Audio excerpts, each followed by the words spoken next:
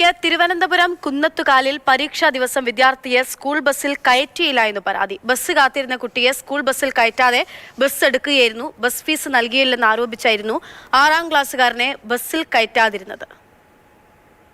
ഞങ്ങൾ bus fees കുറച്ച് മാസത്തെ കുടിശ്ശിക കൊടുക്കാനുണ്ട്. അപ്പോൾ അത് ഞങ്ങൾ കൊടുക്കാമെന്ന് ഈ മാസം കൊടുത്ത് തീർക്കുമെന്ന് ഞങ്ങൾ അറിയിച്ചതാണ്. അപ്പം ഇപ്പം കുട്ടിയെ പരീക്ഷാ സമയത്ത് കുട്ടിയെ ബസ്സിൽ കയറ്റുന്നില്ല, രാവിലെ ബസ്സിൽ കയറ്റുന്നില്ല. കുട്ടി ഒരുങ്ങി നിന്നാലും ബസ്സിൽ കയറ്റാതെ പോവാണ്. അപ്പോൾ കഴിഞ്ഞ ദിവസം കുട്ടിയെ രാവിലെ കൊണ്ടുപോയി തിരിച്ച് അവർ ബസ്സിൽ കയറ്റിയില്ല, ടീച്ചർ ബസ്സിൽ കയറ്റിയില്ല. അപ്പം മകൻ വരാൻ സമയം കഴിഞ്ഞിട്ട് ഞങ്ങൾ കാണാത്തവർ ഞങ്ങൾ സ്കൂളിൽ പോയി വിളിച്ചുകൊണ്ട് വരികയാണ് ചെയ്തത്. മകനോട് ചോദിച്ചപ്പോഴാണ് പറഞ്ഞത് ടീച്ചർ ഇങ്ങനെ വഴക്ക് പറഞ്ഞു, കുട്ടിയോട് നടന്നു പോകാൻ ആവശ്യപ്പെട്ടു.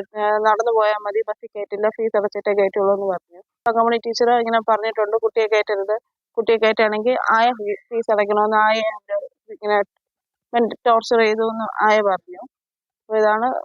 അപ്പോൾ കുട്ടിക്ക് അത് ഭയങ്കര മാനസിക വിഷമം ഉണ്ടാക്കിയ, പരീക്ഷയ്ക്ക് പോകാനൊന്നും കുട്ടിക്ക് തീരെ താല്പര്യമില്ല. അവനൊരു സ്കൂളിൽ പോകാൻ രാവിലെ ഒരുങ്ങി നിൽക്കുമ്പോഴൊക്കെ ഭയങ്കര വിഷമമാണ്. അതുകൊണ്ടാണ് ഞങ്ങൾ ഇങ്ങനെ ഒരു കംപ്ലൈൻ്റ് ആയിട്ട് വന്നത്.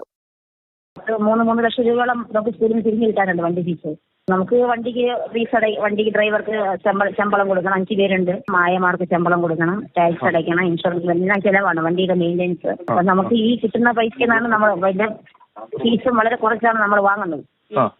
അപ്പൊ ഇത്രയും കുട്ടികൾ നമ്മളിപ്പോ പൈസ അപ്പൊ ഈ സ്കൂൾ അടയ്ക്കാനായതും നമ്മൾ ഇത്തിരി പൈസ ഇത്തിരി കടുംപിടുത്തം പിടിച്ചു. കാരണം എല്ലാവരും പൈസ കൂടെ തരണം, തന്നില്ലെങ്കിൽ വണ്ടി കയറില്ല. നമ്മൾ മൊത്തത്തിലൊരു പരാതി കൊടുത്തില്ല. അതേ ഉള്ളു സാർ, വേറെ പ്രശ്നമൊന്നുമില്ല. ബീന അലക്സാണ്ടർ സ്കൂൾ പ്രിൻസിപ്പലിന്റെ വാക്കുകൾ കൂടിയാണ് നമ്മൾ കേട്ടത്. ഗോകുൽനാഥ് വിവരങ്ങൾ നൽകും.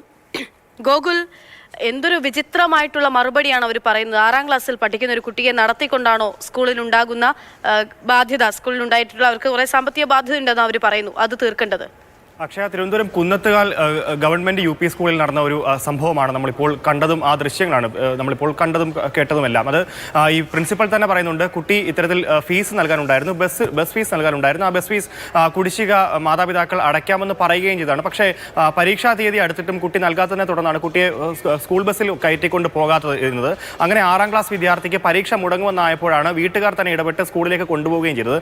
ഇതിനു മുൻപും സമാനമായ സംഭവങ്ങൾ ഉണ്ടായിട്ടുണ്ട്. കഴിഞ്ഞ 2 ദിവസം മുൻപ് കുട്ടിയെ കാണാതായതിനെ തുടർന്ന് മാതാപിതാക്കൾ അന്വേഷിച്ച് സ്കൂളിലെത്തുന്ന സമയത്ത് കുട്ടി മാറി നിൽക്കുകയായിരുന്നു ഉണ്ടായത്. സ്കൂളിൽ ഈ വൈകുന്നേരം സ്കൂൾ വിട്ടിട്ടും കുട്ടിയെ കാണാതാകുകയായിരുന്നു. തുടർന്ന് മാതാപിതാക്കൾ അന്വേഷിച്ചെത്തിയപ്പോൾ കുട്ടി നടന്നോ അല്ലെങ്കിൽ മാതാപിതാക്കളെ വിളിച്ചോ പോകണം എന്ന് ഈ സ്കൂൾ മാനേജ്മെന്റ് പറഞ്ഞു എന്നുള്ളതാണ്. അപ്പോൾ അത്തരത്തോളം കിരാര നടപടികളിലേക്ക് ഈ സ്കൂൾ മുൻപോട്ട് കടന്നിരിക്കുകയാണ്. അതിന് സ്കൂളിന്റെ ഭാഗത്തുള്ള ന്യായം നമ്മൾ കേട്ടതാണ്. 3 ലക്ഷം രൂപയോളം ഈ ഫണ്ട് പിരിഞ്ഞു കിട്ടാനുണ്ട്. ആ പിരിഞ്ഞു കിട്ടാനുള്ള തുക വിദ്യാർത്ഥികളിൽ നിന്ന് ഈടാക്കേണ്ടതുണ്ട്. അതിനാണ് വിദ്യാർത്ഥികളെ മാനസികമായി ഇത്തരത്തിൽ പീഡിപ്പിക്കുന്നതെന്നുള്ള പ്രിൻസിപ്പൽ തന്നെ അത്തരത്തിലൊരു നടപടി അത് എങ്ങനെയാണ് നടപ്പിലാക്കിയതെന്ന് പ്രിൻസിപ്പൽ തന്നെ മാധ്യമങ്ങളോട് പറയുന്ന ആ ഒരു ഓഡിയോ സന്ദേശമാണ് നമ്മളിപ്പോൾ കേട്ടത്. എന്തായാലും അത്രത്തോളം ഭീകരമാണ് ഈ സാഹചര്യം എന്നുള്ളതാണ്. എന്തായാലും കഴിഞ്ഞ ദിവസങ്ങളിലൊക്കെ ആയി വിദ്യാഭ്യാസ മന്ത്രി അടക്കമുള്ളവർ പറയുന്നത് നമ്മൾ കേട്ടതാണ്. അല്ലെങ്കിൽ ആ ഒരു സർക്കുലർ പുറത്തിറങ്ങിയതാണ്.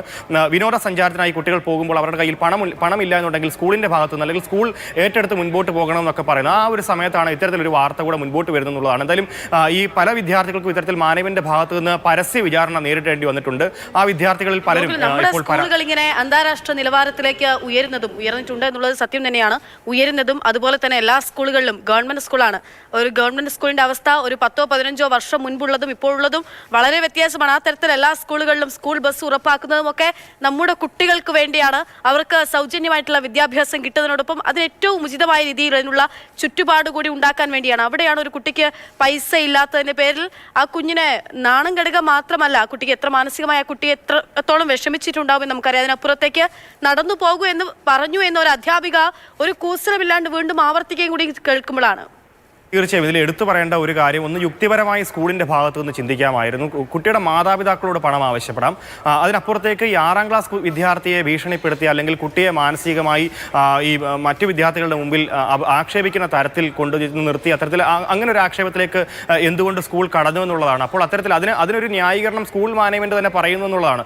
3 ലക്ഷം രൂപ പിരിഞ്ഞു കിട്ടാനുണ്ട്, അതിന് കുട്ടി എന്ത് പിഴച്ചു എന്നുള്ള ഒരു ചോദ്യം കൂടെ മുൻപോട്ട് വരികയാണ്. മാതാപിതാക്കളോട് ആവശ്യപ്പെടാം, അല്ലെങ്കിൽ മാതാപിതാക്കൾ അതിനൊരു ഈ അധ്യാപന വർഷം കഴിയുന്ന ഉടൻ തന്നെ പണം നൽകാമെന്ന് പറഞ്ഞതുമാണ്. എന്തായാലും മാതാപിതാക്കളുടെ പ്രതികരണം നമ്മൾ കേട്ടതാണ്. കഴിഞ്ഞ ദിവസങ്ങളിലൊക്കെ ഇത്തരത്തിൽ നിരന്തര സംഭവങ്ങൾ ഉണ്ടാകുന്നുണ്ട്. വൈകുന്നേരം കുട്ടിയെ സ്കൂൾ ബസ്സിൽ കയറ്റാത്തതുകൊണ്ട് തന്നെ കുട്ടി സ്കൂളിൽ മാറിയിരിക്കുന്ന ഒരു സാഹചര്യം ഉണ്ടായി. കുട്ടി തുടർന്ന് ഈ മാതാപിതാക്കൾ എത്തിയതിനു ശേഷം മാതാപിതാക്കളൊപ്പമാണ് തിരികെ വീട്ടിലേക്ക് വരുന്നത്. ഈ കഴിഞ്ഞ ദിവസം കുട്ടി രാവിലെ പരീക്ഷയ്ക്കായി ഒരുങ്ങിയിറങ്ങിയതാണ്. ഒരുങ്ങിയിറങ്ങിയ കുട്ടിക്ക് മുൻപിലൂടെ ബസ് കടന്നു പോവുകയും ചെയ്തു. ആ ബസ്സിൽ കുട്ടിയെ കയറ്റുകയും ചെയ്തില്ല. അങ്ങനെ കുട്ടിക്ക് മാനസികമായ ബുദ്ധിമുട്ടുണ്ടായി. പരീക്ഷ പിന്നീട് മാതാപിതാക്കളുടെ നിർബന്ധത്തിന് വഴങ്ങിയാണ് കുട്ടി എഴുതിയെന്നുള്ളത് അമ്മ തന്നെ മുൻപ് നമ്മളോട് പ്രതികരിച്ചു. അപ്പോൾ അത്രത്തോളം ബുദ്ധിമുട്ടിലേക്ക് കുട്ടികളെ എത്തിക്കുന്നത് സ്കൂൾ മാനേജ്മെന്റ് കൂടെയാണ്. അപ്പോൾ ആ സ്കൂൾ മാനേജ്മെന്റ് ആ നടപടി, ആ ഒരു വിചിത്ര നടപടി എന്തായാലും മുൻപോട്ട് പോകുമ്പോൾ ഇത് വിദ്യാഭ്യാസ വകുപ്പ് മുന്നിട്ട് കാണുകയും അത് കൃത്യമായ നടപടികൾ എടുക്കണമെന്നുള്ളതാണ്. അത് നമ്മൾ പ്രതികരണം തേടിയപ്പോൾ അവർ പ്രതികരിച്ചത് ഈ 3-3.5 ലക്ഷം രൂപയുടെ കണക്കാണ് മാനേജ്മെന്റ് പറയുന്നത്. അത് കുട്ടി എന്ത് പിഴച്ചു എന്നുള്ള കാര്യത്തിൽ അതും കൂടെ വ്യക്തമാക്കേണ്ടതുണ്ട്.